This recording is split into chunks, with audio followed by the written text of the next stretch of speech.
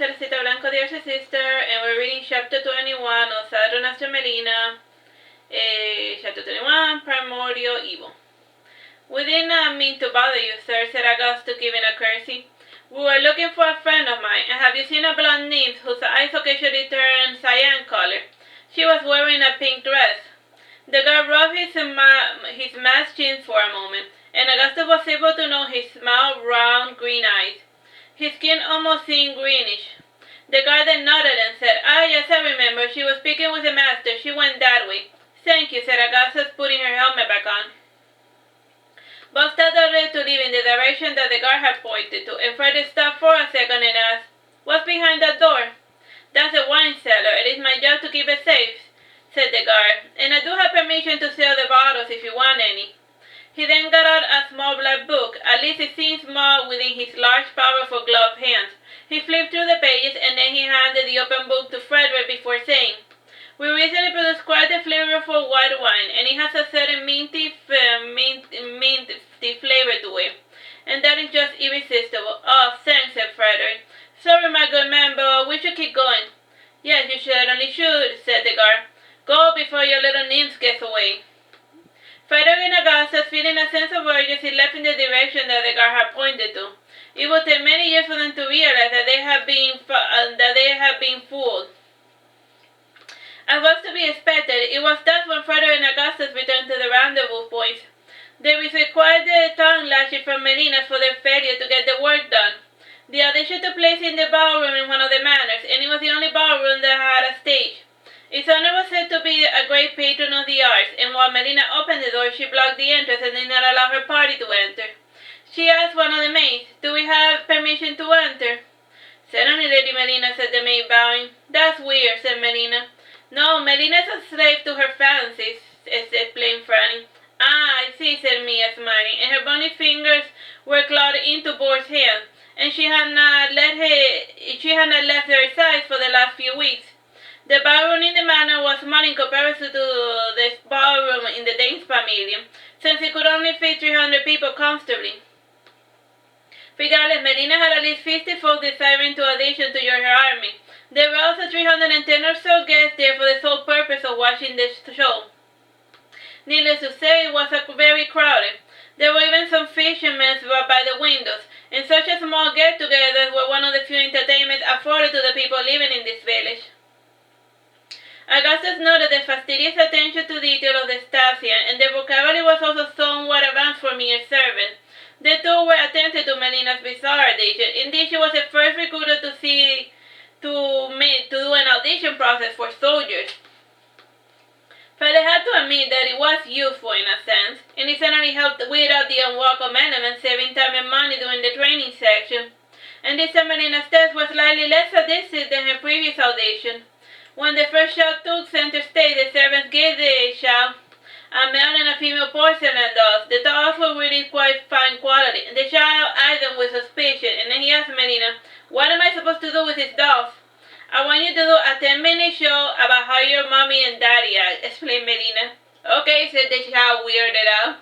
The scenario was quite touching and somewhat depressing, and Melina allowed the child to join her little army. And those waiting for their turn figured that they had to do a tearjerker in order to join in. By now, rumors about her wealth had spread far and wide, and aside from Lucrezia, she was the second most coveted courtesan in the kingdom. And the next person to audition was a large man clad in a black coat, and Frederick recognized him as the guard standing watch over the winery. These said the servants brought out a small table and a large chair for the guard to sit down on, and one of the servants placed the two baby dolls before the guard. One was a cute blonde human doll, and the other was a bizarre greenish, fiendish-looking demonic doll. Melina said the accent, "Which is a human doll?" The guard lifted the human baby doll. "Which is a monster doll?" The guard lifted out the green doll.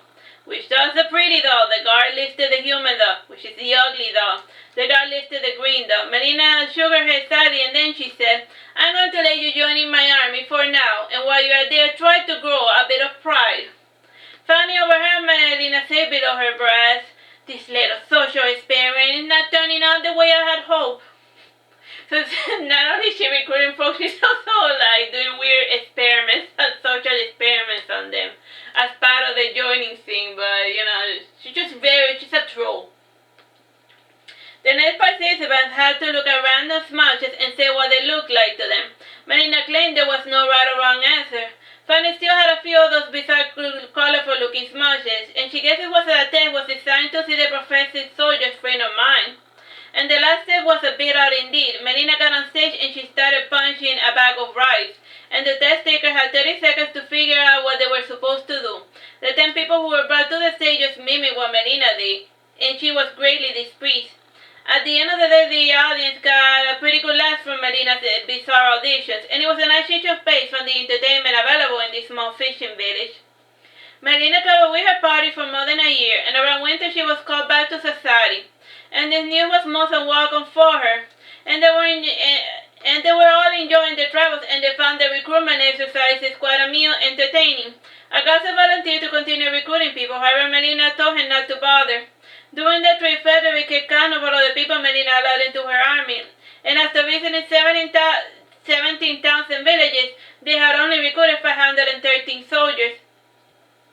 When Melina returned, she was welcomed by Lord Sailor, and he wanted to speak to her in private, and she guided him to impede study, and once inside, Sailor said, "I'm going to be frank with you. This little army recruiting scene has the elders pretty worried. They hear rumors of a swelling numbers of thousands. Such rumors are unfounded," said Melina, reaching for her pocket, and she handed Lord Sailor a list of all of the names of the people that had joined her little army. Lord Sailor was at first skeptical until he recognized Frederick's handwriting. "But then, if you only recruited so few, why all the fuss?" asked Lord Sailor. "Why indeed," said Melina. "I don't understand. Why claim to raise an army if you're only going to recruit a handful of people?" insisted Lord Sailor. "Quality over quantity, my dear," said Melina, smiling. "True, but why raise an army? What is it that you hope to gain?" asked Lord Sailor. "Nothing," answered Melina. "Nothing," repeated Lord Sailor. "Nothing! What is so hard to understand about nothing? I don't need anything from anyone, and I am autonomous and self-sufficient, and whether my luck takes me, I am ready. And I'm not ruled by petty concerns of want and greed, and I don't need anyone or anything," said Melina, glaring at Lord Sailor with flashing red eyes. Lord Sailor gulped and shifted uncomfortably in his seat. He had not expected this outburst much less from a woman, and she spoke with such strength and certainty unheard of in her gender. And she drew closer to Lord Sailor and held his face with both her hands, and her eyes turned a tender pink. And then she said in a soothing whisper, "Just because I don't need you doesn't mean that I don't want you." She then gave Lord Sailor a kiss on the forehead as she would do with a small child, and Lord Sailor left Imperia's office quite bewildered, and he didn't know what to make of Melina's odd behavior. Melina's kiss stayed on in the forefront of his mind for many months, and even till this day Lord Sailor did not understand what it was supposed to mean. And the following months were spent in a peaceful idleness, and it seemed to Fanny that Melina had been called back to keep her from continuing her stupid recruitment efforts. Melina somehow managed to micromanage her little army from afar, and it was reported that her little group had more than 100,000 recruits. And the proof of this was manifest in the care packages that the recruits were sent back to their family, and no one knew for certain where Melina's army was located and what sort of training they were receiving. Regardless, an army of 100,000 warranted the attention of the elders. After having Melina lying low for 3 months, the elders were finally able to relax, and their attention was distracted by the discovery of an elven city living outside the control of the Alphas here. And the intent of strife was a catalyst for this discovery, and the elders were set about to organize a campaign to pacify this unknown elven settlement. The elders issued an open summons to all the feudal lords with a standing army. They were invited to participate in the campaign and to share in part of the looting. Augustus brought the summons to Melina's attention, and it was a cold winter day when Augustus visited her bedroom, and Franny was wrapping furs, sitting by the fire trying to ward away the cold. Augustus said to Melina, "Are you aware of the elder's summons?" "Yes," said Melina. "When do we march?" inquired Augustus. "For shame, Augustus, and just when I thought you had finally grown a bit," said Melina. "But Melina, this could be a great chance to show us the matter of your military might," said Augustus. "You're a fool, Augustus," said Melina. "If anyone were to jump off a cliff, would you follow?" "Like I told Sir Walter many times, for now we have to wait. Timing is everything in this game." "But our troops need field experience," insisted Augustus. "Yes, and they will get it in their due time. However, I think it will be a waste of resources to put down the elves, and don't forget the elves are not a true enemy," said Melina sinisterly. "Do you still insist with a plan to defeat defeat Bersame? Inquired Franny. What plan? Have I ever expressed my desire to go defeat His Highness? Asked Melina. No, but you never tell us anything, said Franny, shivering, so we just assume. Some things cannot be helped, said Melina sadly. The following day, Augustus started gathering Sassari's troops in secret, and he declared that Melina had authorized their dispatch to aid in the conquest of the Owen city. And despite Augustus' best efforts, the main bulk of the troops chose to stay behind. They either did not believe in Augustus, or they had some reservations about fighting along Bersame. And to this pass, Melina pretended to be oblivious of their happenings. Time, bro? 12 minutes. It got to a certain point when Bors and Gareth went to inform her, and both went to see her doing her nightly wanderings, and they separated to look for her better in the forest garden. And Gareth was the one to find her, and he saw her waltzing while wearing a beautiful silky white nightgown, and it was almost transparent. Gareth was about to signal to Bors when he stopped when he heard Melina whisper, and she was whispering in a strange hushed language, and the way she moved led Gareth to believe she was conversing with someone, and as he inched closer, the words became more defined, and he was startled when Melina suddenly turned to face him. A strong breeze swept all the leaves around Melina, and the wind made it seem as if she was flying, and this illusion only lasted for a few seconds. Her feet were still firmly planted on the ground. On the tiptoes, she swiftly walked towards Gareth with her arms outstretched, and nobody familiar with her whimsical nighttime humor gathered to her hands and guided her waltz. Smiling, she asked, "And what brings you here to my nightly wanderings?" "Augustus is going to set out tomorrow," said Gareth. "I know," said Melina, closing her eyes. "You do," said Bors, and he was watching the scene a few paces away. "Can you be quiet for a moment? I am trying to enjoy the music," said Melina, and she then started humming a tune that only she could hear. And at times like this, Bors thought that Melina was completely out of her mind, and he grimly wondered how this madness translated when she was entertaining her patrons. When she finished her dance, she bowed and said to Gareth, "And do you want to go with Augustus?" "No, yes, maybe, I don't know," said Gareth. "As an artist, it's only natural for you to desire to join battle," said Melina. "Alas, you should not be so eager to die. The fools glorify heroic death, but it is better to be alive, don't you think?" "I sometimes wonder," said Bors, thinking about Mia. "If you're tired of Mia, why not just get a divorce?" suggested Melina. "I couldn't, and that would be shame to my family and to hers," explained Bors. Melina opened her mouth to say something, but she chose to remain silent, and there was something queer about her mocking expression that made Bors' cheeks burn, and he felt ashamed for reasons he did not understand. On the way back, Bors asked Gareth, "Do you think Melina is going to try to stop Augustus?" "Possibly," said Gareth. "Her trainees are quite esoteric, but their methods are efficient," commented Bors. "Well, have you trained with those lunatics?" asked Gareth. "Yes, anything to stay away from home," said Bors. "It feels all the day, and by the time I go home I am too tired to stay awake, and I can just as easily fall asleep on the table or in the comfort of the library." "Which troops have planned to leave?" asked Gareth. "Only those who are way too proud to undergo Basila's art training regimen," explained Bors. "Perhaps I underestimated our bizarre little new trainer," said Gareth. When the sun rose over the horizon, about a third of Sassari's official standing army was gone, and Augustus had left at the crack of dawn, eager to leave before Melina caught wind of them. Melina always stayed in the forest until breakfast time, and Augustus left before them in order to avoid speaking with her. The troops marched for a week without rest, and it almost seemed to Augustus' lieutenants that their knight of first was running away from the little Melina, and this thought amused Gareth, who had chosen to live with Augustus. And he had not left with Augustus out of sympathy for her cause, rather he wanted to see if something interesting would happen. And indeed, Melina was just waiting for them at the crossroad, and she was wearing an elegant white nymph dress, and it had blue and white patterns, and her blonde hair was combed up, tied with a white ribbon, and she wore sandals and black copper ring in her index finger, and she was sitting on an animal that resembled a black buck, the only difference that it was twice as large and it exhibited traces of albinism. Augustus was deeply impressed by Melina's command of an animal that was considered sacred, and got a shock since he guessed the identity of Melina's bride. Melina said in a commanding tone, "Do you still insist on fighting the elves?" "Yes," said Augustus, riding forward.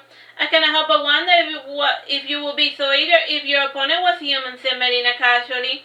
The two shifted uncomfortably, and taken aback, Augustus said, "Do you think me so crass as to choose a specific race for the target practice? I am doing this to show the other feudals the might of Sassari. And what good would such a display do for us when Bersame comes to pacify Sassari? And will you have us share the same fate as the elves?" asked Melina. Augustus realized that she was losing the crowd, and then she said, How will a truth get stronger without real-world experience? One learns nothing from one-sided battles, Augustus, said Melina, as instead we could only be another nail in their coffin. And she added, seeing as though your men are looking for a fight, I will be more than happy to indulge them.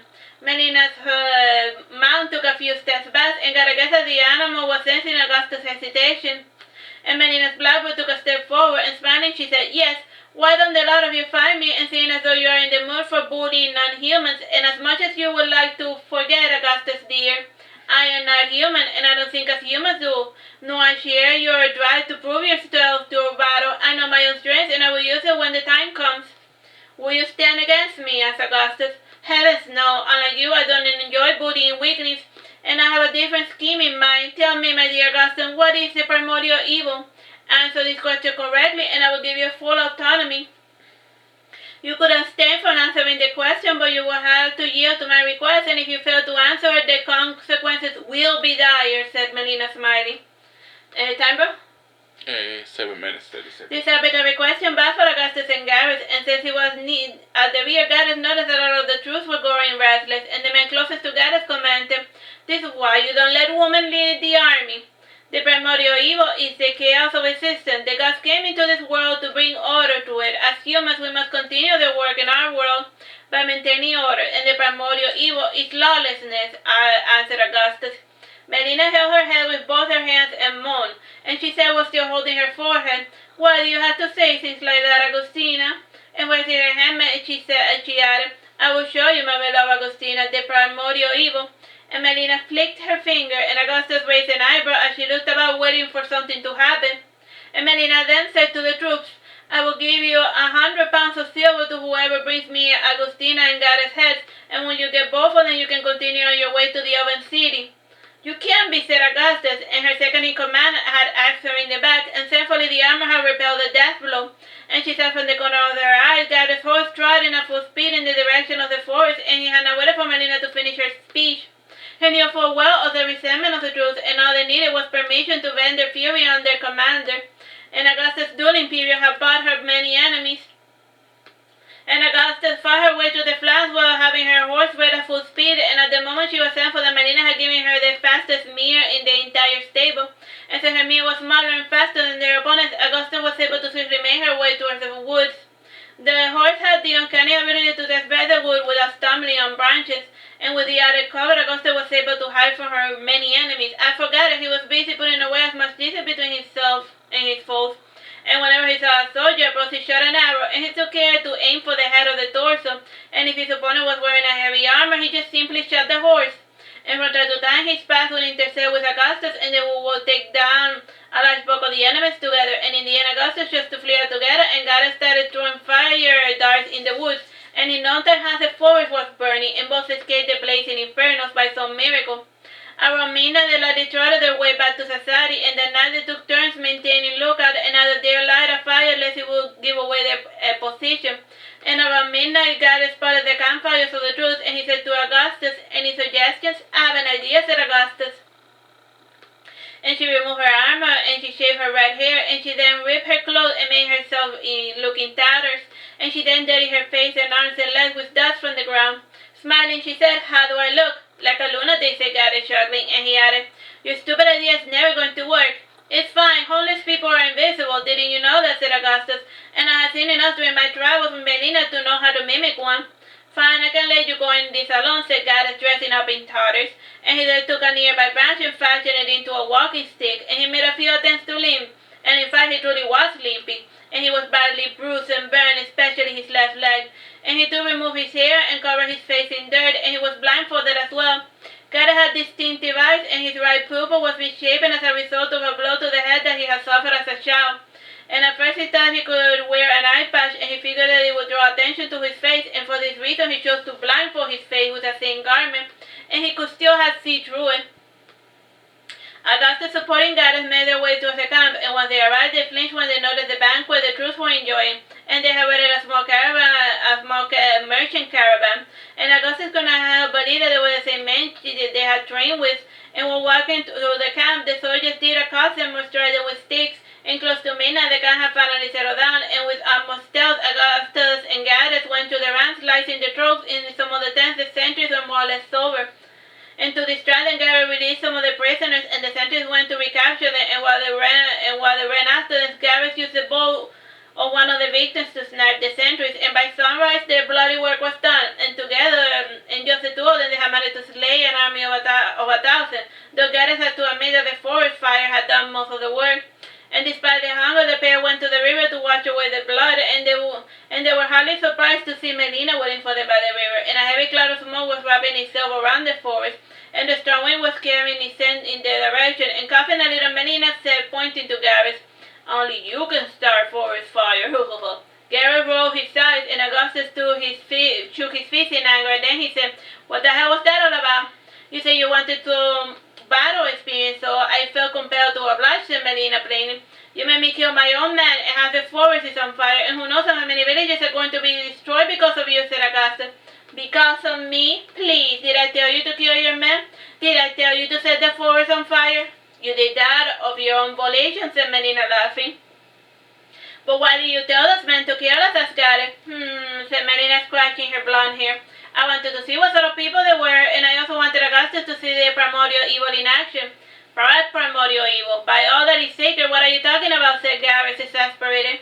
Melina shrugged her shoulders and then said, "Oh, I just thought it sounded cool, and there was really no answer to my question, and you should have realized that I did not want you to bully the elves, but alas, you can't take a hint." "I don't care. This is clearly your fault, Agustina, and you're a terrible leader. And Melina, I lost my horse while escaping the onslaught. And could you lend me your stag?" asked Gareth, walking towards Melina. "Sure," said Melina, condescending, and then she said to Augustus, "We're going to be riding on ahead, and you're free to return to Sassari, or you may join Bersame's army. If you choose to return, then it will be up to you to explain what happened to your men." "What can I possibly say to the family that has lived the truth while they slept, and even if I tell them about what you said, no one is going to believe me, and what happened to them was completely out of character," said Augustus. "That's not my problem now, is it? Let's go back to Sassari." "Got it, dear. Time, bro?" 1 minute 30 seconds. Alright, let's, I finished the chapter.